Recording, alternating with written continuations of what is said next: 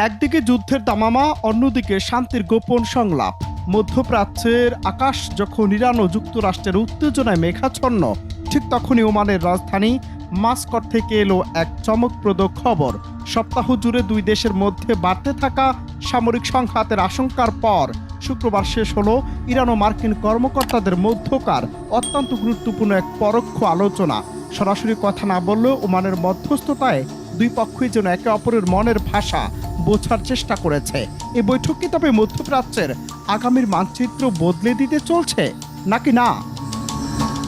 আলোচনার গুরুত্ব কতটা গভীর তা বোঝা যায় দুই দেশের প্রতিনিধিদের দিকে তাকালে। ইরানের পক্ষ থেকে স্বয়ং পররাষ্ট্রমন্ত্রী আব্বাস আরাগচি মাস্কটে উপস্থিত ছিলেন। অন্যদিকে মার্কিন প্রেসিডেন্ট ডোনাল্ড ট্রাম্পের অত্যন্ত ঘনিষ্ঠ এবং প্রভাবশালী উপদেষ্টা স্টিভ উইটকফ এবং ট্রাম্পের জামাতা জ্যারেড কুশনার এই আলোচনায় অংশ নেন। পররাষ্ট্রমন্ত্রী আরাগচি সাংবাদিকদের জানিয়েছেন, মাস্কটে পরোক্ষভাবে একাধিক বৈঠক অনুষ্ঠিত হয়েছে। যদিও পর্দার আড়ালের বিস্তারিত সব তথ্য এখনই সামনে আসেনি, তবে আরাগচির কণ্ঠে ছিল এক নতুন আশার সুর। বৈঠকের মূল কেন্দ্রবিন্দু ছিল পারমাণবিক ইস্যু এবং দুই দেশের দীর্ঘদিনের স্বার্থ সংশ্লিষ্ট বিষয়গুলো।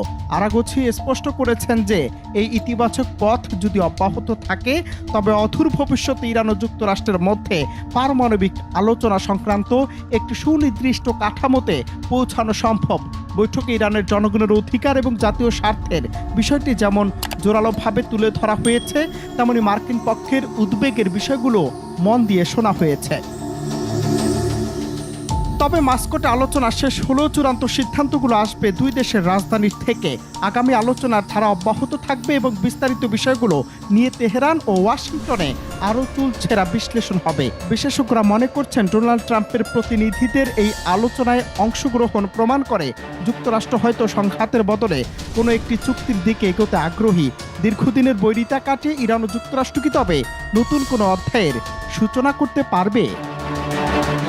অনন্ত হাসান মাসুদ, বাংলা টিভি।